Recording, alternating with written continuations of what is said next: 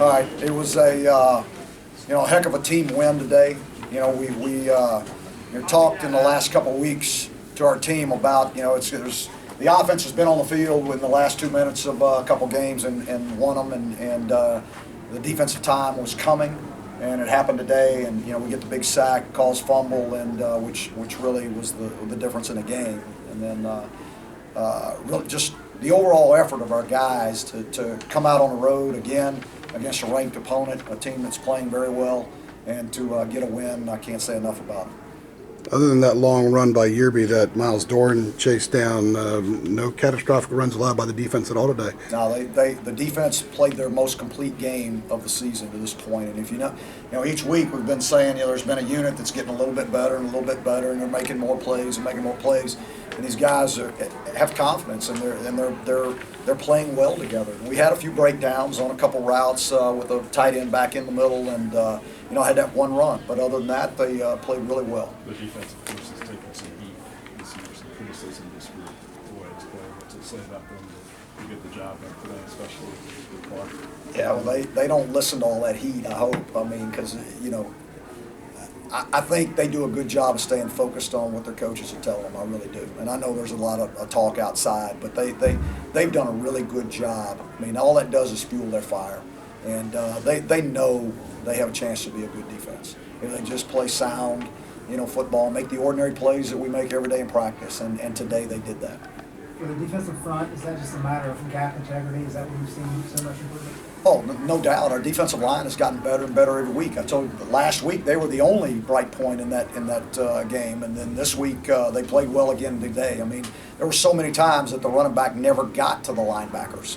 When they ran the football, he didn't get to the second level, and when you're doing that, you're going to be okay. Jalen had some nice moments today too. Where has he really improved in recent weeks? Where do you think he's going to play? I think he's just growing up, and he's growing into the position. Again, you're a guy that's played defensive end his whole life, moves about halfway through the season last year down to defensive tackle, and there's a lot more things that are going on in there, and I just think he's growing up in the position. We had talked earlier this week about the secondary not getting any picks, and you said they got their hands on balls early in the season, but not so much late. They got their hands on quite a few today. MJ, I think, had, 2 or 3 breakups. Yeah, they did a really nice job of being all over the receiver when the ball was thrown, and they keep doing that, we're going to get some. I mean, it's going to happen. I don't know whether you're aware, Virginia Tech, Syracuse score? I'm not aware of what the score was, but I heard that Syracuse won, yes. Yeah. Just the conference race, that kind of put you obviously back in really strong in the picture. Just winning did, but I mean now it looks like you're in a much stronger position. Well, I mean, we knew that one loss probably wasn't going to be the difference in the conference play. So our guys, I mean, I don't think that our guys thought a whole lot about it. I mean, they just knew we needed to come down to Miami and get a win, and whatever happened, happened. I think go after 7 weeks into this season, I'm pretty pleased with where this team is right now, where we sit, and the job that they've done. We got another divisional team that's coming up, and we got to do a great job against them. Coach, from last week to this, what do you think the message that resonated the most was? The energy level was really high, particularly in the first half. Energy level was really good throughout the game. I mean, you got to give them credit now also. Now, they're a good football team, so they did some things to us in the second half that caused problems for us. But I tell you what we did do is we took care of the football, and, that was probably the biggest lesson from the week before, because if we take care of the football there, we got a chance no matter what, and even if we punt it every series. And so, we live and learn, and we're a team that's learning as we go. Some missed opportunities offensively out there tonight. No doubt. What do you attribute that to? I don't know. I have to look at the film and see what happened. But yeah, we left some points out there. Could have put the game away down there on the goal line. I mean, could have put it away.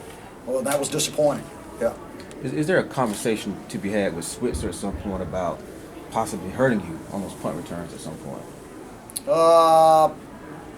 I've had that conversation with him. I mean, but I tell you what, I thought he did. I mean, he handled that guy Vogel did a great job of putting the ball up in there. I bet his hang time on some of those things were, up around 5 seconds. And, that's why every time he made that catch, I said, don't take that for granted that that's not a big play. That's a big play to be a guy that can sit back there, whether it's raining, whatever it is, and handle these 45 and 50-yard punts that are hanging 5 seconds in the air. That's not an easy thing to do. It's really not easy to do. Was there a moment where you sensed things could be different defensively? I mean, they were playing. I mean, from the very beginning. I mean, they were pretty. I thought they were pretty dominant, especially against the run. And you know, you go up 20-3 at halftime, and they hadn't really gotten anything. You know, and so I mean, I felt like our guys.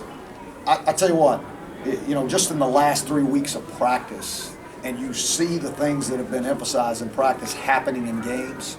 You know, and again, this week now you're going to see the same thing. I think they're gaining a lot of confidence in what they're doing. I know you let Gene kind of do his thing with those guys, but did you address them at all way before Miami's final possession?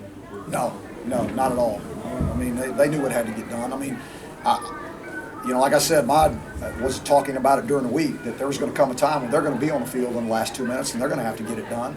And all that preparation that they've done throughout, you know, fall camp and each week on Wednesday when we go 2 minute, you know, I mean, they won the 2 minute this past week in practice on Wednesday. And I talked about it. I said, your time's coming. You know, don't know when, but it's coming, and it came. Did you go into the game knowing that bug would be open? No, I tell you what, Manny does such a great job with he changes his coverages. I mean, you know, consistently. I mean, you just it's hard to get a beat on, so you don't know who it is that's going to be there. That's why it was so important that Mitch was able to, you know, just decipher the coverages, take what they gave us, you know, and he really did a nice job of that today. And very seldom did I think he ever threw into any coverage. Coach, when you talk about obviously this 3 week stretch, you played ranked opponents, and these 2 weeks were on, obviously last 2 weeks were on the road. Can you describe that obviously with these 2 big wins?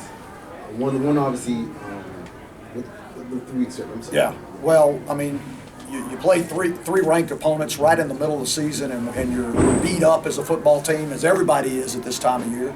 You know, somebody asked me when would we like to have the off week. I'd have said a week ago. You know, but you know, our team has fought through it. I mean, again, I can't say enough about the way these guys have persevered. I mean, we had a bunch of guys out there playing that aren't starters, a bunch of them at a lot of different positions, and they came through tonight. And 2-1 on that stretch. What are your thoughts on that?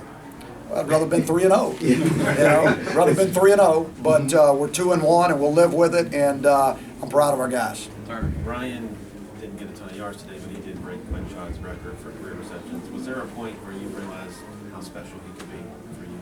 Yeah, the first time I saw him on film.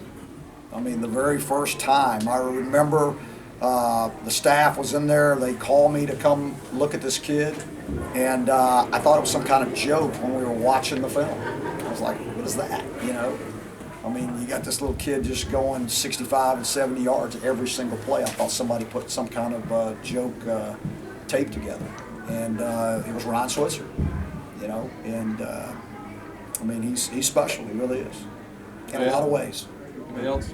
The defensive line has had, you know, its share of challenges with injuries and different things. Well, is it kind of poetic to have the defensive line come up? It is very much so, and I give, you know, Trey Scott has done a tremendous job with those guys. You know, he really does. He pushes them hard. He loves them, and you know, they're young. Yeah, I mean, you look at it. We don't have a senior in the group. You know, and you got Dwan Drennan that's played 8 plays for us, and was supposed to be a starter at the beginning of the season. You know, and so he's done a really good job of bringing those guys all together and getting a lot out of them. All right, last one, Greg. We've got players coming. Larry, you mentioned trying to put the game away on 4th and goal for one. Was that the thinking, trying to make a 3-possession game? Yes. Yeah, I mean, I thought about kicking it. I didn't think it was going to do us any good to keep it a 2-possession game. So that was the idea. I planned on scoring, actually. All right, thanks, Coach.